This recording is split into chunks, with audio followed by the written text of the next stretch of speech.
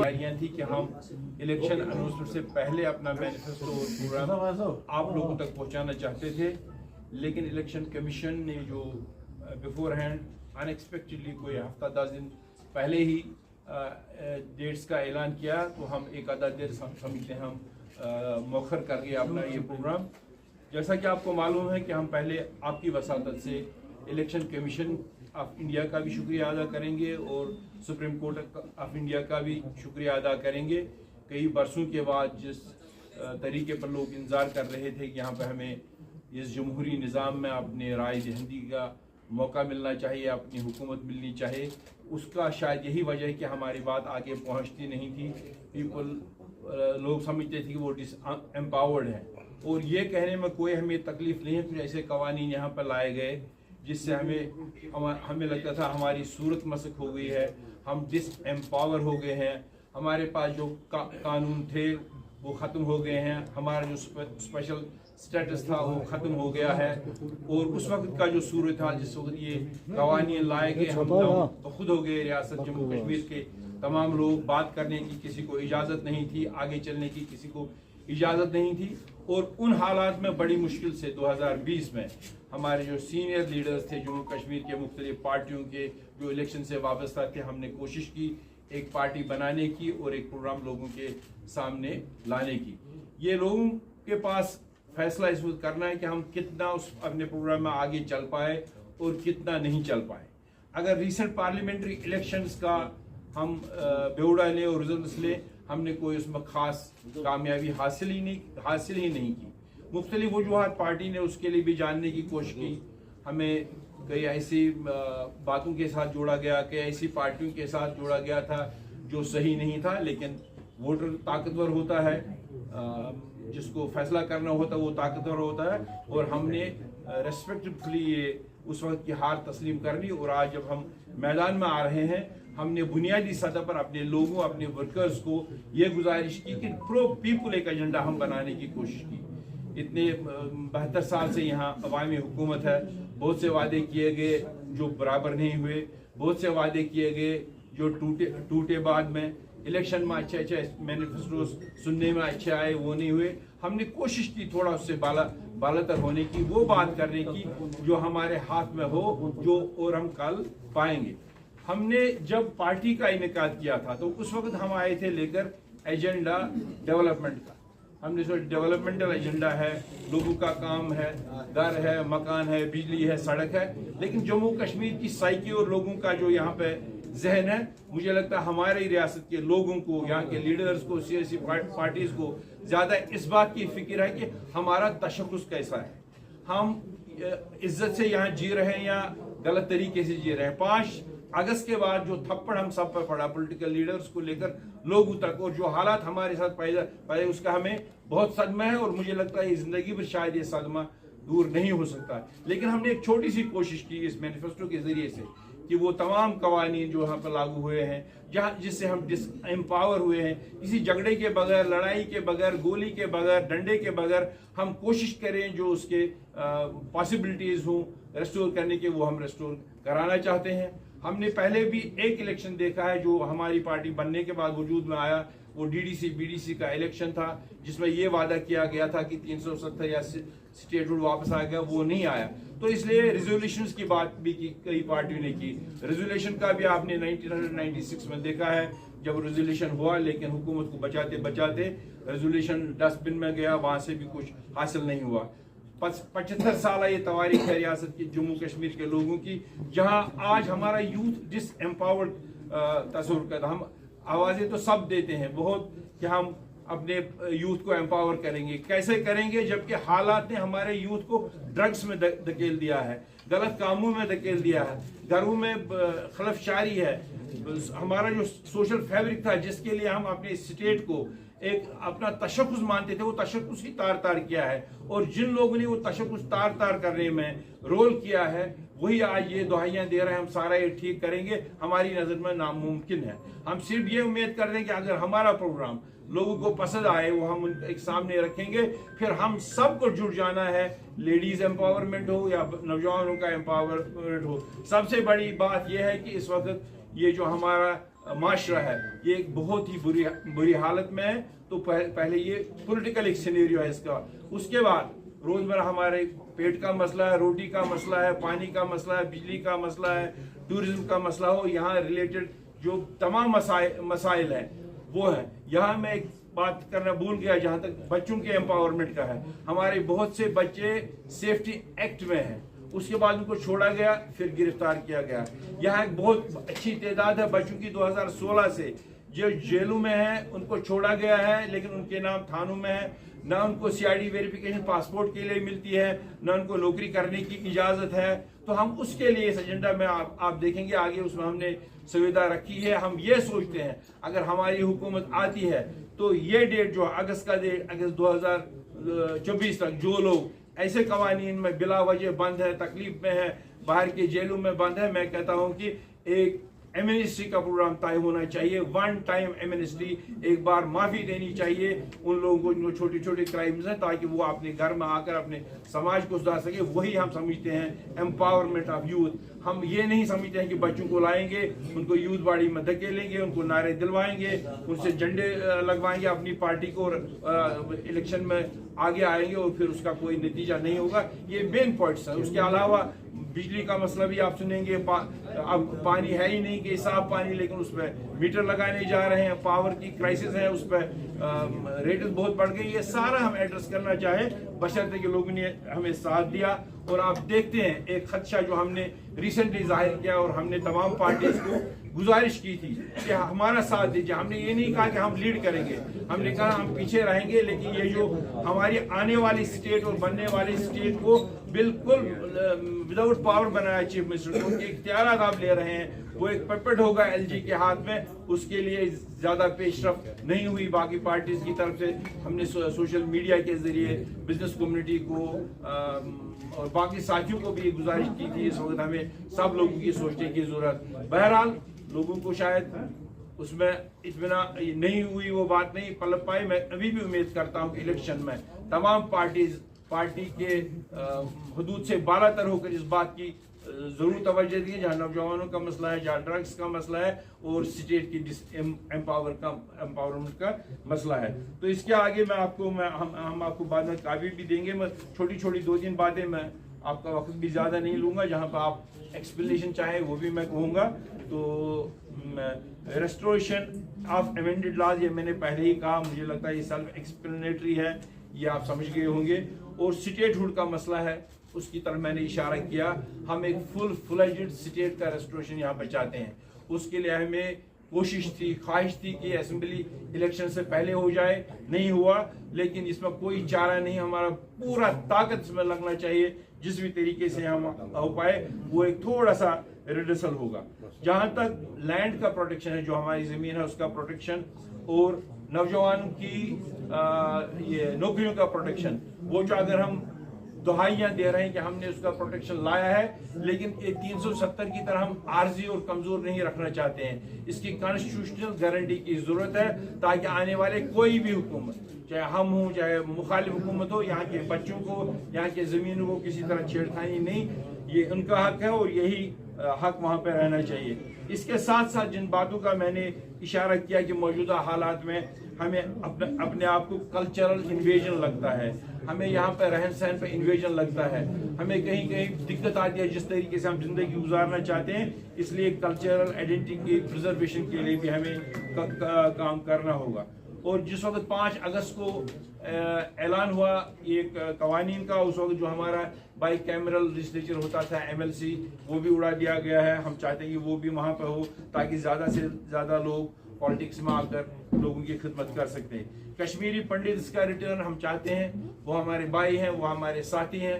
कितने लोग आना चाहते हैं, कितने नहीं आना चाहते, उनके लिए एक बाकायदा कमीशन हो, उनकी उसमें राय हो, जिस तरीके से खुश रहेंगे यहाँ के मुसलमान भाइयों को डिसाइड करना। लेकिन हमारा हमेशा ये ख्याल रहा है कि गवर्नमेंट से ज्यादा इसमें रोल लोगों का होगा। लोगों के दिल में अगर खदशात हो, उस तरफ से इस तरफ से वो दूर करने के साथ साथ वैसे गवर्नमेंट भी हम इसमें इंशाल्लाह ये तकमील तक पहुंचाएंगे। ओल्ड पेंशन स्कीम जो मुलाजिमों का बहुत जोर है, वो बुरी हालत में हो जाते हैं। जो पेंशन की नई स्कीम आई है उसको हम नए से पुरानी स्कीम को लागू करना चाहते हैं। फॉरेस्ट एक्ट जो सारे हिंदुस्तान में फॉरेस्ट एक्ट हुआ है वो वहाँ पे एसटी कैटेगरी के लोगों को मिला है, लेकिन यहाँ पे नहीं मिला है। लेकिन हम उसमें ये भी चाहते हैं कि एसटी कैटेगरी के अलावा जो लोग नॉन एसटी हैं, जो जंगलाती इलाकों में रहते हैं, उन तक भी ये एक्सटेंड होना चाहिए फॉरेस्ट एक्ट। डेटेनीज के बारे में मैंने जिक्र किया, ये डिटेल नोट आपको मिलेगा।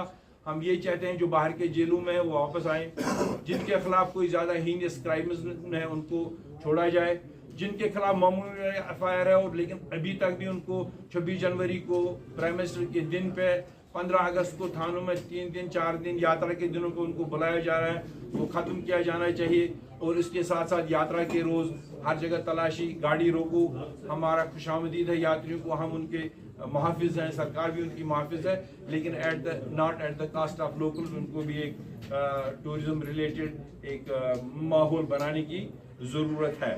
आगमुट कार्डर जो उन्होंने बनाया है बहुत से यूटीज और स्टेट्स को मिलाकर, जिससे हमारे आगमुट के ये ऑफिसर्स जो हैं वो at the back and call of ऐसे ब्यूरोक्रेट्स या मिनिस्टर्स रहते हैं जिससे वो अपनी सोसाइटी में कोई रोल नहीं अदा कर सकते हैं। हम चाहेंगे कि ऑल इंडिया सर्विस का जो कार्डर था वो पहले ही की तरह यहाँ पे कायम हो। हम ये भी उम्मीद करके आप और हम सब लोग मिलकर स्टेबिलिटी की तरह, पुख्ता स्टेबिलिटी की तरह, ये नहीं कि हम स्टेबिलिटी चाहेंगे खाली इलेक्शंस में, स्टेबिलिटी चाहे अपनी कामयाबी के, नहीं।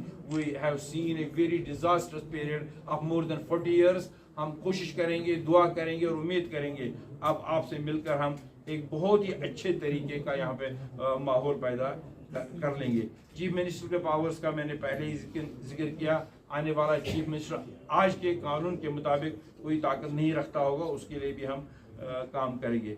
पावर सप्लाई का बहुत ही यहाँ मसला है। 2 साल से न सर्दी में पानी मिलता है, पावर मिलता है, न विंटर में पानी मिलता है। रेट 200, 400, 1200, 1500, जहाँ मीटर्स नहीं है वहाँ 1500 भी टच कर दी।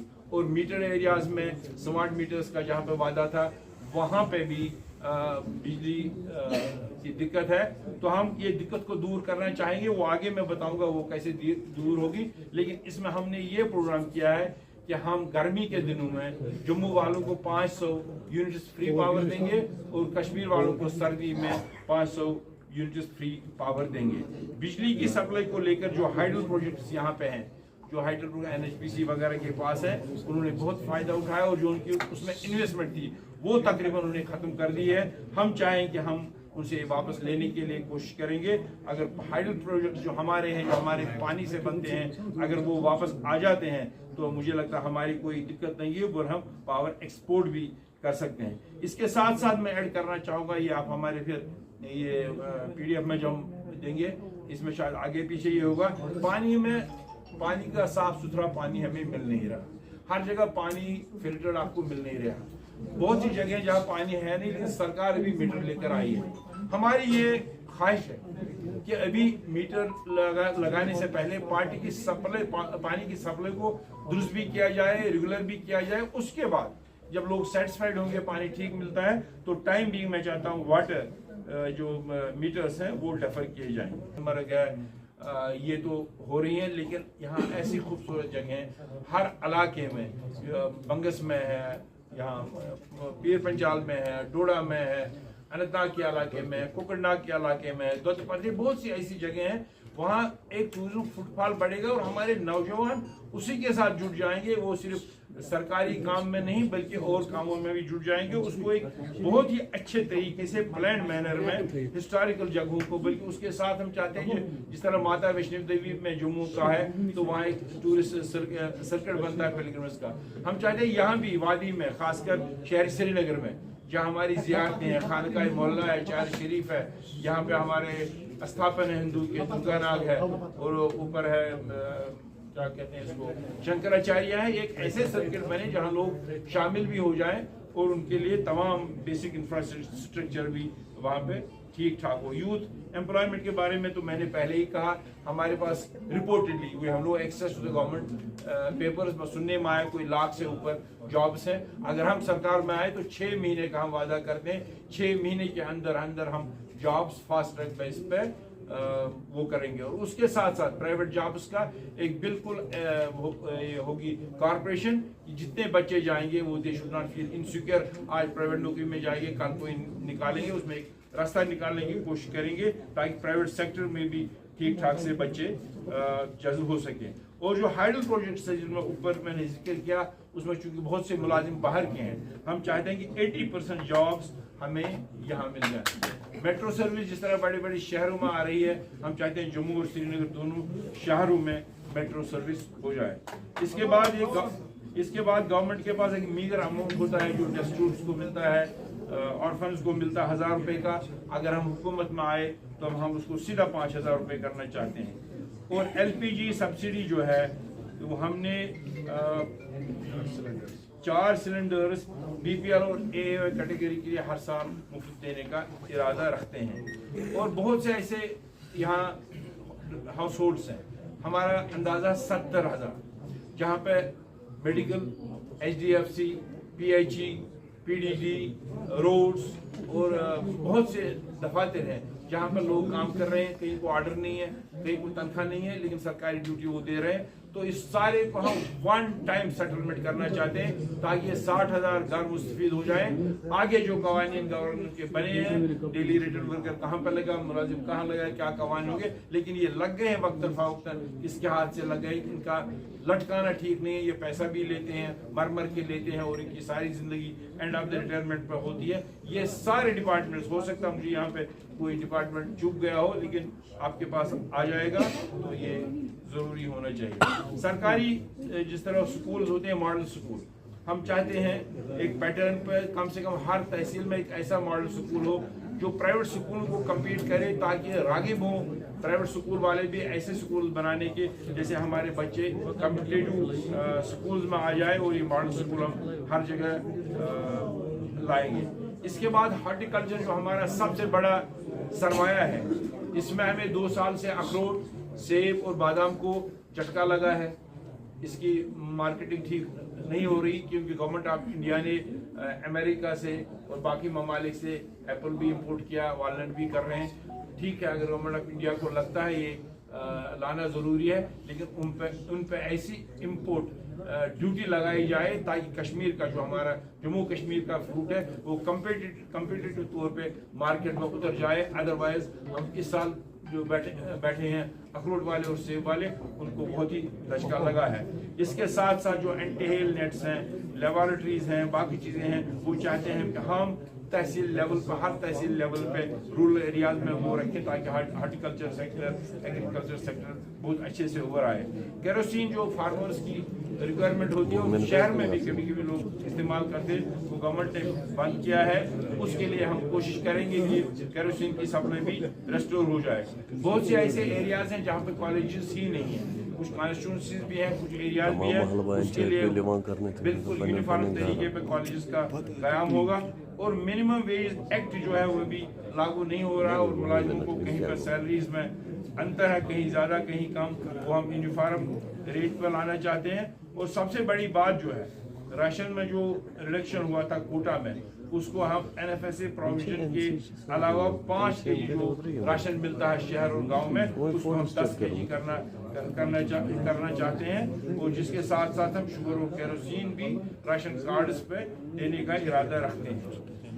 IT पार्क हर जिले में कायम होंगी, प्रोसेसिंग यूनिट्स हर जिले में कायम होंगी, और टूरिज्म प्रमोशन के लिए प्राइवेट सेक्टर जो हमारे नौजवान हैं जिन्होंने इसकी ट्रेनिंग की है, जो उसमें दिलचस्पी रखते हैं, जो उसमें जानना चाहते हैं, उसमें एक नई तरतीब दी जाने की कोशिश की जाएगी। बहुत से ऐसे एरियाज हैं, खासकर रूरल एरियाज में, जहाँ हमारी बैंक ब्रांचेस नहीं हैं, और बैंक ब्रांचेस वहाँ पहुँचाना चाहते हैं।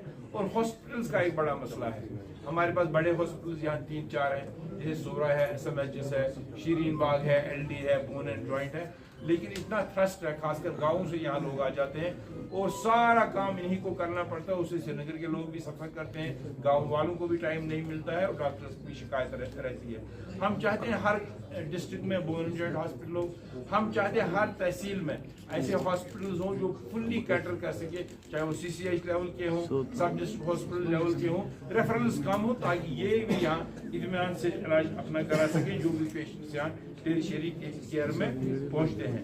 एडमिनिस्ट्रेटिव यूनिट्स जिस वक्त हुए, जिस वक्त डिस्ट्रिक्ट बने, जिस वक्त तहसील बने, जिस वक्त कोर्ट बने, उस वक्त जल्दी में, बल्कि मैं कहता हूँ कि ये जो हमारे इसके असेंबली के यूनिट्स में बने, ये इस वक्त एट रैंडम और जल्दी से बने, जैसे लोगों को बड़ी तकलीफ होती है। कई जहाँ पर तहसील हेडक्वार्टर है, लेकिन उसका दूसरा हेडक्वार्टर वहाँ से 20 किलोमीटर दूर है। हम ये चाहते हैं कि हम नई क्रिएशन करें, जहाँ पर ये तहसील नहीं है, नयाबते नहीं है, वो दे, और इनको कोर्ट टर्मिनस बनाए, रेवेन्यू हल्कों को, पंचायत हल्कों को, इनको कोर्ट टर्मिनस बनाए, ताकि लोगों को ज़्यादा से ज़्यादा सहूलियत हो। और इसके साथ साथ कोर्ट भी जो है इस तरह बाहर की अदालतों में अच्छे तरीके हैं, सोशल मीडिया वगैरह वो कर लेंगे।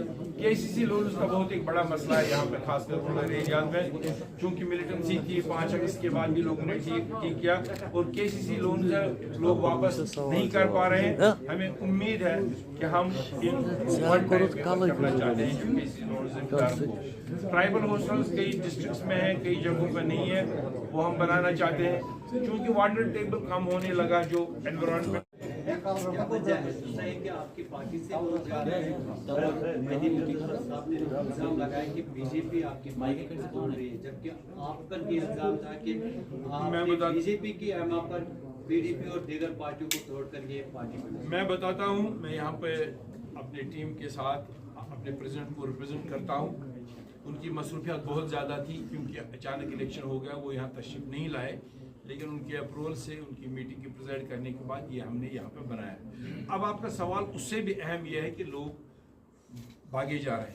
पहली बात ये बताऊँ, ये हमसे ही नहीं भागे, आपने कल बाकी पार्टियों का भी देखा होगा, हमने नाम लेने की जरूरत नहीं है, और it is not a new phenomena.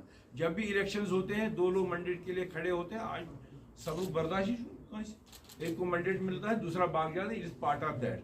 लेकिन ये डेफिनेट मैं आपको बताना चाहता हूँ विद ऑल द स्ट्रेंथ कि कुछ पार्टियां लगी हैं, नेशनल कांग्रेस ने भी कोशिश की, हाँ उन्होंने हमारा सिटिंग एमएलसी वहां तक उसको उड़ाकर ले गए, जमहूरी निज़ाम में उसने डिसीजन किया, लेकिन बीजेपी ने तो ज़्यादा ही, हालांकि जो हमारे टॉप मोस्ट लीडर थे बीजेपी ने हटाया। एक मैं बताऊंगा फ्रैंकली, आपको पता नहीं मुझे ये इजाज़त कहने की है नहीं है, एक बार डेफिनेटली हमारी पार्टी में एक सोच थी कई लोगों की प्रो बीजेपी रहने की, उनके साथ ये करने की, लेकिन हमने देखा 4 साल से हमने कुछ हासिल नहीं किया। हम एक मजबूत हुकूमत बनाना चाहते, फिर अल्लाह ने हमारी किस्मत में क्या लिखा, 35 साल से तो लोग यहाँ पे जख्मी हो गए कि कौन सरकार हमारे मदद में आई। आज जो लोग कहते हैं 370 को वापस लाएंगे, उनकी वसादत से 370 खत्म हो। आज लोग जो कहते हैं आप बीडीपी के बी टीम है, उनको किसी पार्टी ने दावत देकर यहाँ लाया। मैं आज गुजारिश करता हूँ आपसे, क्योंकि आप भी वोटर्स हैं, मैं कहता हूँ ज़मीर को देखिए, हमें झंझोड़िए, हमें पकड़िए, जहाँ पे हमारी गलती हो आप हमें झंझोड़ सकते हैं, पकड़ सकते हैं, हम यहीं के रहने वाले हैं। लेकिन ऐसी बात जहाँ पे जो बात 20 बार किसी पार्टी ने, किसी लीडर ने गलत की हो, क्या हम अभी भी हमें इतना फॉर ग्रांटेड लेते हैं कि जो वो कहेंगे हम मानेंगे? डीडीसी में कहा 370 वापस आएगा, नहीं आया, फिर कहा कोर्ट से वापस लाएंगे, नहीं आया, तो इसके बाद कोई ऐसी बात बताओ, लोगों से पूछो आपका आप कितना मदद कर सकते हो। एक पार्टी ने कहा हम 100 साल इंतजार करेंगे, दूसरी पार्टी ने कहा हमारे पास 100 साल, ये तोड़ मरोड़ के बातें पेश करते, हमने वो नहीं किया आपके साथ। आप हमारे अजीज हैं, बच्चे हैं, वोटर्स हैं, अब जब हम डूबेंगे आप भी उसको डूबेंगे। या किसी ने आज तक किसी पार्टी ने बचाया नहीं है, 70 साल हुकूमत की है। मुझे फिर आपको ये सवाल आप लोगों से मैं पूछूंगा, जिस वक्त 53 में डिसएम्पावर स्टेट हुई, 370 का दशका क्या उस वक्त नहीं लगा? 370 को उसी वक्त खत्म किया गवर्नमेंट ऑफ इंडिया ने, वो किया कांग्रेस ने, वो बीजेपी नहीं किया। बीजेपी तो खुलेआम आई, 72 साल ये के 370 जुल्म है, ज्यादती है। एक हमारा सेक्शन वहां मिल गया, उसमें हम भी कसूरवार हैं, कुछ मिल गया, उड़ा दिया, वापस कैसे आएगा? ये कार्यदारत मामला है, इसके लिए हमें जुट जाना है, लड़ाई के बगैर, डंडे के बगैर। हमें बदकिस्मती ये है, जब हम कोई एक्ट करते हैं, जब हम कोई बात करते हैं, हमें ये कहा जाता है इनको किसी ने पत्थर हाथ में दिया है, इनको। इसीलिए मैं कहता हूँ हमारे लेडीज और हमारे नौजवान अगर एम्पावर हो जाएंगे, वो एक बार सोचेंगे how we will come out of this mess, they will come out of this mess. मैं एक बात बताता हूँ, हमें आज़ादी से, 370 से, कश्मीर से सबसे बड़ा जंग मैं उन लोगों के और एजेंसी का नाम नहीं लेना चाहता हूं जिन्होंने हमारे यूथ को धकेल दिया है इस जहर में। आज कौन सा घर है जहां लड़की लड़का जहर शराब नहीं पीते, इंजेक्शन नहीं करते हैं? मैं कितना भी मिनिस्टर बनाऊं लेकिन अपने घर में करूंगा क्या जब मेरा बच्चा मुझे थप्पड़ मारने आएगा? ये डिसएम्पावरमेंट हमारी है। अब कागजों की बातें होती हैं, हमारी भी मजबूरियां होती है, जबान ज्यादा खोल नहीं सकते हैं। हम एक बात करते हैं 40 बार हम पे उंगलियां उठती है। 99 में जब बीजेपी बनी तो national conference record L Advani की जमात है। हमने एक पता नहीं सही किया गलत किया, हम प्राइम मिनिस्टर से मिलने गए। कल मैं पीडीपी के एक लीडर की बात सुन रहा था पहलगाम में कोई डिमोलिशन को लेकर, उन्होंने कहा हम एलजी से मिलेंगे। जब हम कहते थे एलजी से मिलेंगे, वो कोई हिंदुस्तान है, कल हुकूमत यहाँ बनेगी, हमारी बनेगी या किसी और की बनेगी, तो वहां तो प्राइम मिनिस्टर मिलना होगा तो मौजूदा प्राइम मिनिस्टर से मिलना है। हम ओपन है इस बात के लिए। हाँ, लेकिन हम बैगिंग बाउल लेकर नहीं जाएंगे, झुक के नहीं जाएंगे, लेकिन गोली लेकर भी नहीं जाएंगे। हम कोशिश करेंगे, ऊपर हमारा एक निजाम है अल्लाह का, हम उम्मीद करेंगे कामयाबी होगी, लेकिन शर्त यह है कि हमारे दिल में सिंसियरिटी हो। अगर हम शॉर्टकट करेंगे कि इस वक्त हम वोट लेंगे, कल को नजर नहीं आएंगे, वो भी ऐसे नहीं। हमारे साथ इतिहाद, हमारे अब लाइक माइंडेड पार्टी कोई रही नहीं। हम इनको दुश्मन दिख रहे हैं। हमने कहा था आपसे सवाल करूंगा, हमने कहा था आप आइए, ये चीफ मिनिस्टर के पावर जो कम हुए बातचीत करेंगे। मुझे बताइए मेरी पार्टी को इससे क्या फायदा मिलता? आते कहते कि आप पीछे रहो, मुंतजर साहब आप पीछे रहिए, आप डेटेड है, लेकिन मशवरा ये है आप क्या करेंगे? कोई आगे नहीं आया। जिन पार्टी ने यहाँ तोड़ फोड़ कर दी, मैं इसका भी जवाब दूंगा, लेकिन ये भी बताऊंगा। मुझे बताइए पीएचडी में जो लोग आए, क्या पीएचडी उन्होंने कश्मीर की पार्टीज को नहीं तोड़ा? क्या 1984 में, आप सब यंगस्टर सुनिए लेकिन पढ़ा होगा आपने, 1984 में एक इलेक्टेड गवर्नमेंट को किसने यहाँ गिरा दिया? वो आज क्या पीएचडी बनाएंगे? वो आज क्या दोस्ती करेंगे? ये इनके घर के झगड़े होते हैं, एक दिन झगड़ा होता है, कहते हैं हम अलग अलग हो गए, आज कहते हैं हमने इतिहाद किया, हम रिश्तेदार सारे जमा हो गए। प्लीज मैं आपकी वसातत से वोटर्स को कहता हूँ, खबरदार रहिए, आप अपनी मर्जी से ले जाए, भले ही गलत हो वोट की कीमत ये नहीं है कि 500 रुपए वोट की कीमत हो, चावल वोट की कीमत ये है कि आगे 30 साल के लिए आप देखिए, आप अगले 30 साल के लिए क्या ऐसी हुकूमत दे सकते हैं जिसका रिडर्सल आप कर सकते हैं। अगर जो आप सवाल पूछ रहे हैं, हमने बहुत पहल की थी, अगर ये हमें यहाँ खड़ा कर दे कोर्ट में और यहाँ स्टेज पर कोई हमारा मुखालिफ लीडर बैठता, हम तो बहुत रेस्पेक्ट करते हैं डॉक्टर फारूक अब्दुल्ला साहब की, जो उसकी वो क़यादत करते थे। तारिक आमी साहब का हमें मैसेज आया था शायद, वो हमें कहते भैया आपने तो हमें ये भेजा, लेकिन हमें आप पे शक है, हम अपने शकूक अपनी जबान से दूर करते लोगों के सामने और एक माहौल बनता। लेकिन इन पार्टीज को यहाँ ये एक दूसरे के ऊपर इल्जामात लगाने में बहुत मजा है कि वोटर हमारा सीधे साधे लोग हैं, उसमें थोड़ी सी मैं आपसे सवाल ही करना चाहता हूँ। अक्सर जो आपके पार्टी के सुप्रीमो थे वो अक्सर कहते थे जो कश्मीर में सियासतदान है हर कोई दिल्ली के साथ ताल्लुक रखता है, फर्क ये है कि वो दिन में, वो रात को जाते हैं, मैं दिन में जाता हूँ।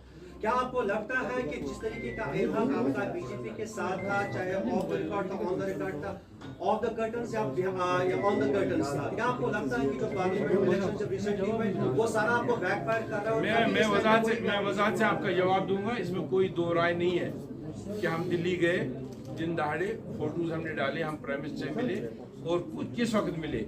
जब यहाँ पे सारा बंद था। आप रिकॉर्ड देख लीजिए, हमने वहां डिमांड रखी कि तमाम पॉलिटिकल प्रिजनर्स और पॉलिटिकल लीडर्स को छोड़ दीजिए ताकि ये बातचीत कर पाए। डेमोक्रेसी, हमने ये कहा कि कश्मीर के लोगों को खदशा है कि आपने 370 उड़ाकर हमें जेलों में रखकर यहाँ डेमोग्राफी खत्म करना चाहते हैं, उसके लिए वहां से क्लियरिफिकेशन आ गई, लेकिन हमने ये छुपाया नहीं। उसके बाद मुझे आप बताइए, जब ऑल पार्टीज मीटिंग हुई, प्राइम मिनिस्टर ने बुलाई, वहाँ पीडीपी भी थी, वहाँ तारिक आमी साहब भी थे, वहाँ सजाद लोन साहब भी थे, वहाँ हम भी थे, तो ये हमारे ऊपर ही क्यों शर्माई हुई?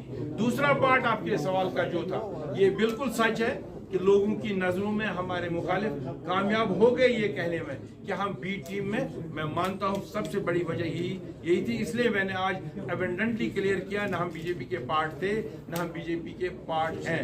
हम कोशिश करेंगे आपकी आवाज और आपकी सेंटिमेंट्स आगे पहुंचाने का, जितना लोग हमें मौका देंगे। राहुल गांधी यहाँ आ रहे हैं, क्या आप उनके साथ मुलाकात करने वाले हैं? और दूसरा सवाल, आपने 370 को लेकर बात की, आपने कहा कि जितनी भी पॉलिटिकल पार्टीज है, यानी कि बाकी पॉलिटिकल पार्टीज है, वो लोगों से झूठे वादे करें, लेकिन आज आपने भी एक प्रॉमिस लोगों से किया कि fight against the decision will continue. क्या आपको लगता है fight against the decision will continue? Sir, आपको लगता है कि ये प्रॉमिस जो स्टेटमेंट जो आपने आई विल टेल यू।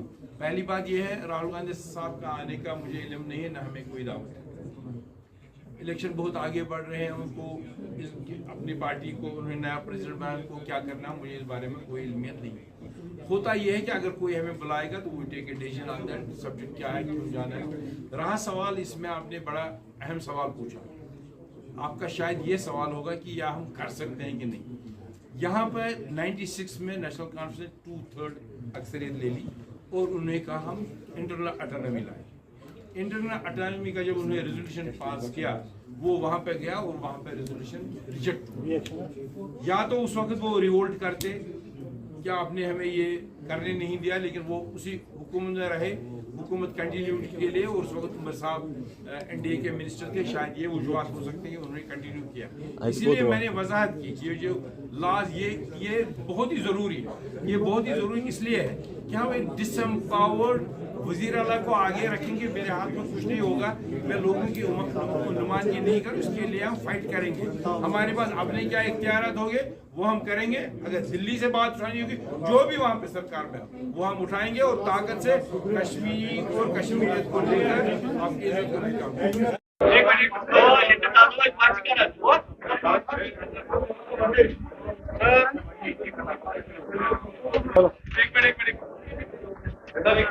आप आइए आराम से।